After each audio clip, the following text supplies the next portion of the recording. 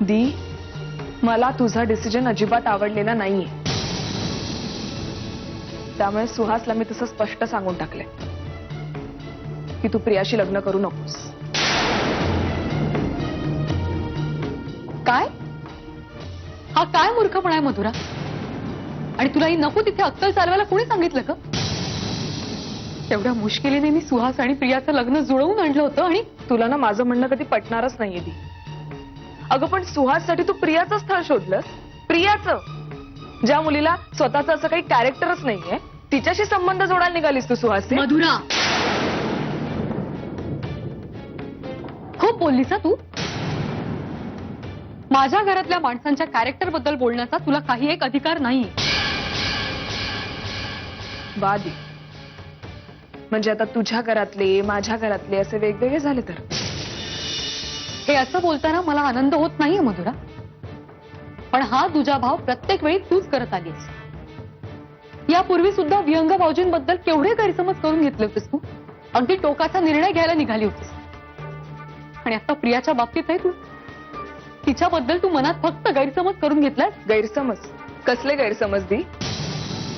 गैरसमज एकदा होतात, दोनदा होतात, सारखे सारखे नाही होत. एखादी व्यक्ती वाईट आहे हे आपल्या डोळ्यांना स्पष्टपणे दिसत असतानाही त्या व्यक्तीकडे डोळे झाक करणं हे मला नाही जमत.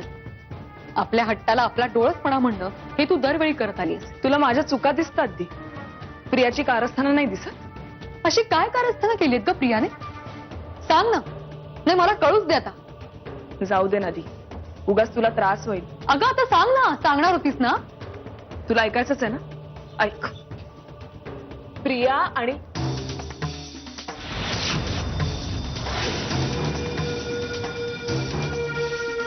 काय झालं? गप्प का बसलीस? नाही, यांना सुद्धा कळू देत ना प्रियाची काय कारस्थानं आहेत ते. मंजिरी, अगं काय, का अशी ओरडतेस तू तिला? दी, तू नेहमी मला सल्ले देतेस ना, आज मी तुला सल्ला देते. हे लग्न लावून तू स्वतःच्याच पायावर कुऱ्हाड मारून घेतेस. नाही, हे तुला आता नाही कळणार, पण नंतर तुला याचा पश्चाताप नक्की होईल. आणि जेव्हा तो होईल ना, तेव्हा वेळ हातातून निघून गेलेली असेल.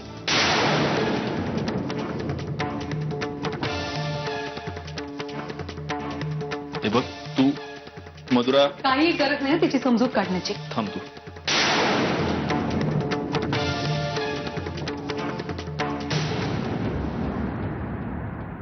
मधुरा, तू ऐकूनही घेणार नाहीस का माझं? म्हणजे मला पूर्ण कल्पना आहे तुम्हाला माझ्याशी काय बोलायचं. आतमध्ये जे काय झालं त्याविषयीच बोलायचं आहे ना. जिजू, तुम्हाला ना माझं बोलणं कदाचित आतताईपणाचं वाटेल, उद्धटपणाचं वाटेल, पण मी जे काही केलं ते फक्त आणि फक्त सुहासच्या भल्यासाठी केलं, बस. जिजू, आज तुम्हाला मला आपल्या दोघांनाही माहितीये की प्रिया कशी मुलगी आहे. पण प्रियाची ही सगळी कारस्थानं मी दी समोर नाही ना स्पष्टपणे सांगू शकत. उद्या जर का चुकून जरी मी दी समोर यातलं काहीही बोलले ना, तरी तुमच्या संसाराला धोका निर्माण होईल. पण म्हणून मी सुहासचं आयुष्य असं उद्ध्वस्त होताना नाही ना पाहू शकत. इथे तर आपण वैऱ्याचंही कधी वाईट होऊ नये असं म्हणतो. सुहास तर माझा भाऊ आहे जिजू. मधुरा, हेच कारण आहे की मी मंजिरीला उघडपणे सगळ्या गोष्टी नाही सांगू शकत. पण हेही तितकंच खरं आहे की मी तुला त्या सांगण्यापासून अडवूही नाही शकत. जिजू, माझी एकच कळकळीची विनंती आहे, प्लीज प्लीज हे लग्न थांबवा. आणि प्रियाला आयुष्यभर याच घरात राहू देऊ? सांग ना, प्रियाला आयुष्यभर याच घरात राहू देऊ का मी? नाही, मला तसं नव्हतं म्हणायचं. हे बघ मधुरा, तूच विचार कर. कदाचित या लग्नामुळे आमच्या सगळ्यांचीच आयुष्य मार्गी लागतील. माझं, मंजिरीचं आणि प्रियाचंही. सुहास खूप चांगला मुलगा आहे. शिवाय तो लग्न करून अमेरिकेला निघून जायचं म्हणतोय. तिथे फक्त ते दोघं असतील. आणि माझं आता असं म्हणणं तुला कदाचित खूप धक्कादायक वाटेल, तुला आवडणार नाही, पण तुला वाटते तितकी प्रिया वाईट मुलगी नाहीये. आत्ताची प्रिया आणि माझं आणि मंजिरीचं लग्न होण्याच्या आधीची प्रिया, या दोघींमध्ये खूप फरक आहे. त्यावेळची प्रिया ही एक चांगली मुलगी होती, एक चांगली मैत्रीण होती. हे बघ, माझं म्हणणं एवढंच आहे की तिथे गेल्यानंतर फक्त त्या दोघांचं जग असेल आणि माझी खात्री आहे की त्या जगात प्रिया सुहासला नक्की सुखात ठेवेल. मधुरा, आता हे लग्न थांबवण्याचा प्रयत्न करणं म्हणजे नदीचा प्रवाह उलट्या दिशेला वळवण्यासारखा आहे. मला ते नाही जमणार आणि तूही ते करावंस असं मला वाटत नाही. बट एनिवे, मी तुझ्यावर कुठल्याही प्रकारची जबरदस्ती नाही करू शकत. माझ्या म्हणण्याचा तू नीट विचार कर आणि जमल्यास प्लीज समजून घे. पण मला तुमचं म्हणणं कळतंय जिजू, पण जी मुलगी एखाद्याचा संसार मोडावा यासाठी इतक्या खालच्या पातळीवर जाऊन कारस्थानं करू शकते, ती मुलगी एखाद्याचा संसार काय सुखाचा करणार? असो, बघू.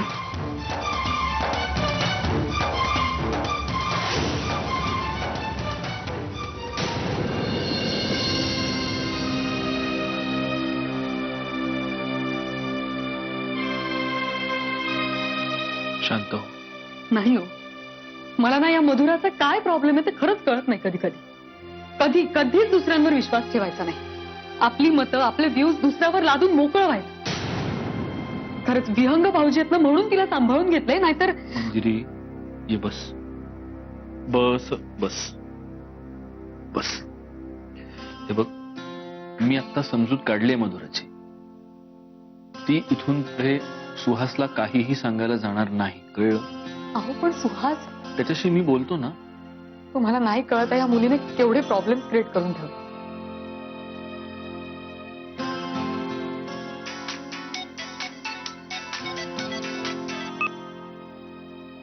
बोल मंजिरी. सुहास, मी सत्यजित बोलतो. अरे बोला भाऊजी. मला जरा भेटायचं होतं तुला. मी हवं तर उद्या पुण्याला येतो, आपण भेटूया का? नाही, त्याची काहीच गरज नाहीये. मी आता कोल्हापुरातच आहे, एका हॉटेलमध्ये थांबलोय. हो, ग्रेट. मग माझ्या ऑफिसला? Okay, fine, no problem. मी तुला पत्ता टेक्स्ट करतो. उद्या साधारण लंचच्या वेळेला भेटू आपण. हो. Okay Suhas, bye, good night. Okay, bye, good night.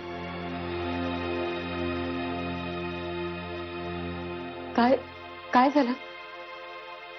उद्या भेटतोय तो मला. मी त्याच्याशी बोलेन, त्याची समजूत काढेन. मंजिरी, काहीही प्रॉब्लेम होणार नाही, कळलं? फक्त तू आता शांत हो प्लीज. आणि तू आता गोळ्या घेतल्यास? गोळ्या घे आणि झोप. तुझ्यासाठी गार दूध आणू का मी? नाही नको, मी झोपते. गोळ्या घेऊन शांत हो जरा.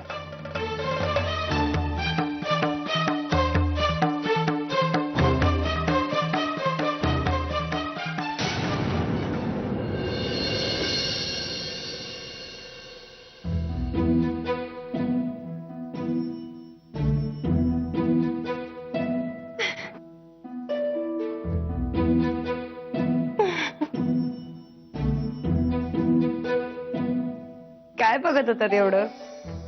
नाही, खिडकीत उभं राहून मुलं बघायचे तुमचे दिवस गेले. नुसके सारखं सारखं हिनवायचं नाही मला.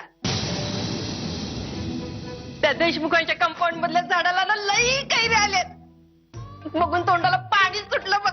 असं वाटतं जावणी पटापटा तोडून खाव्यात. आत्या, आत्या, एक काम करा, तुम्ही बसा जरा. असं काय करतेस? अगं बघ ना ते. हो, बसा बसा.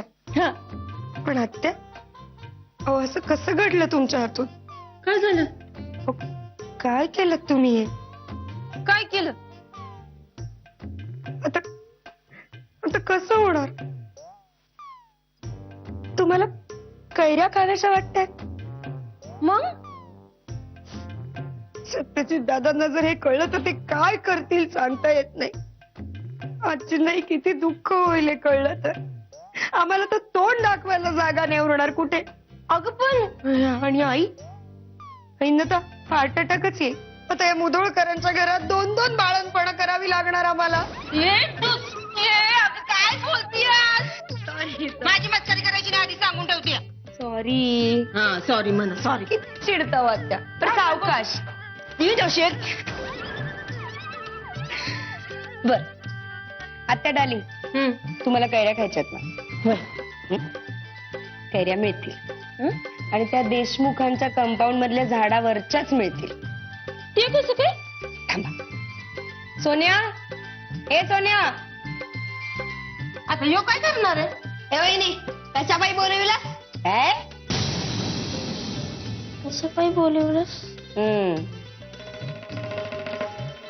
ते समोरचे देशमुख माहितीयेत का? क्यू टाकले? हा तेच ते. त्यांच्याकडे एक काम आहे. केलंस तर पिक्चर बघायला पैसे देईन. त्यांच्या कंपाऊंड मध्ये जायचं आणि तिथे एक आंब्याचं झाड आहे, त्याच्यावरनं कैऱ्या तोडून आणायच्या. एका कैरीचे 5 रुपये. ए वहिने, मला येडा का खुळा समजतेस तू? कैऱ्या पडताना त्या टकल्या देशमुखने पाहिलं ना, माझ्या कानफडात फोडल तो.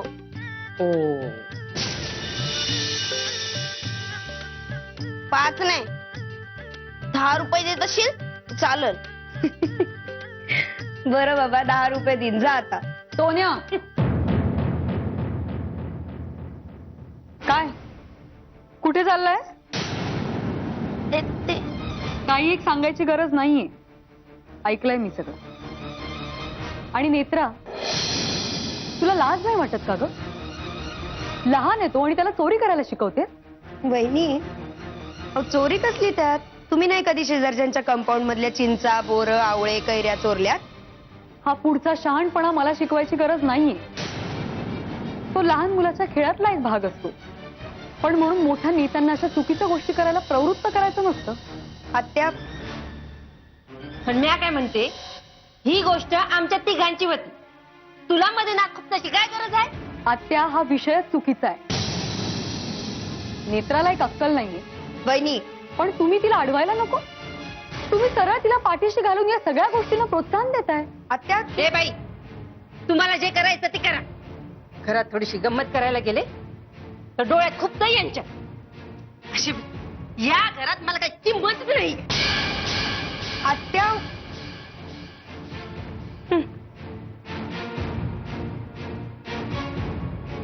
आणि सोन्या, अशा गोष्टी कुणीही करायला सांगितल्या तरी करायच्या नाहीत, कळलं? तुला जे काही हवं असेल ते मागून घ्यायचं.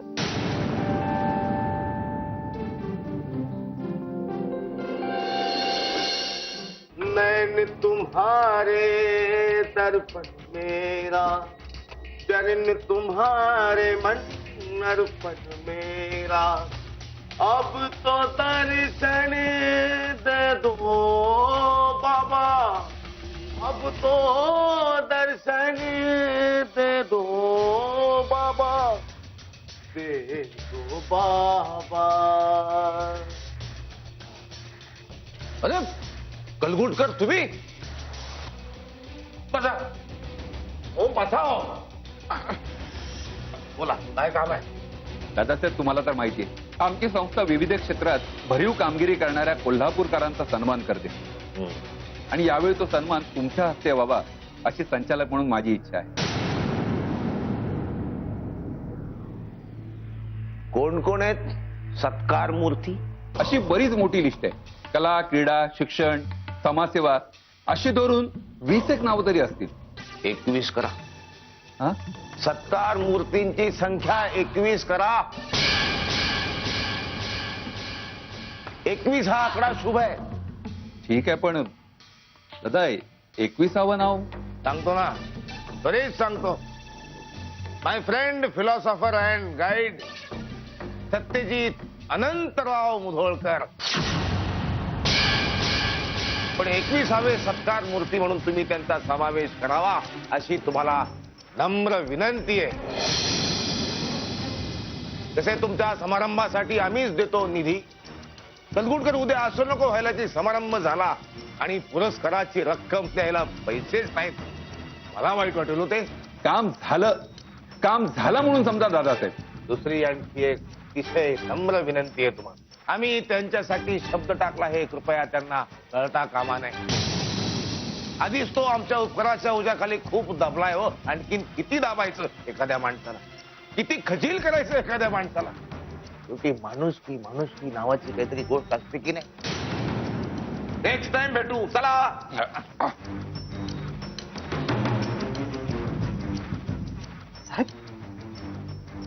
काय केलं ते? तुमचं चिंतन कमी पडतं संख्ये.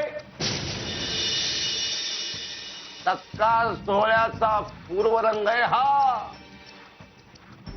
सदा सत्य की राह चलू मैं, बाप के पग को कभी ना धरूं मैं. सदा भक्त की जय हो बाबा. ओ बाबा सदा भक्त की जय हो बाबा. जय जय हो बाबा.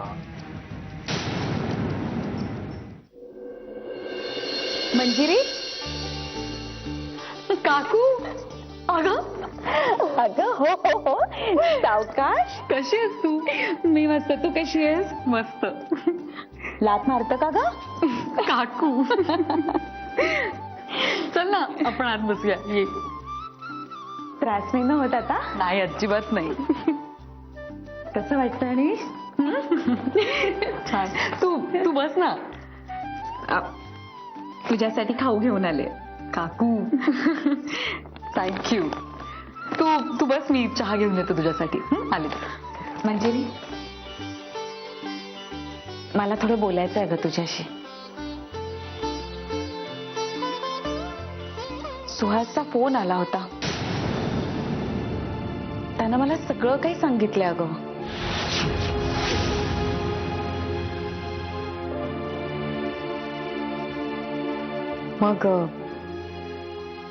मग काय म्हणणं आहे तुझं? अगं माझं काय म्हणणं असणार आहे? तो म्हणत होता की एक वेळ निनावी फोन इग्नोर करता येऊ शकतो, पण मधुराच्या बोलण्याकडे कसं काय दुर्लक्ष करता येईल?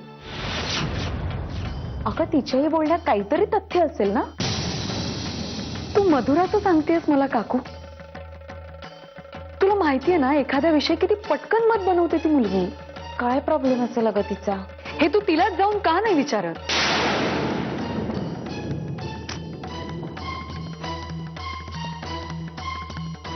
काकू,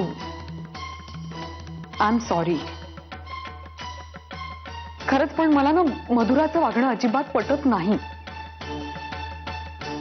मध्यंतरी माझ्याविषयी यांच्या मनात जो काही गैरसमज निर्माण झाला होता त्या सगळ्याला प्रिया कारणीभूत आहे असं काहीतरी खुळचट गैरसमज मनात ठेवते ग ती.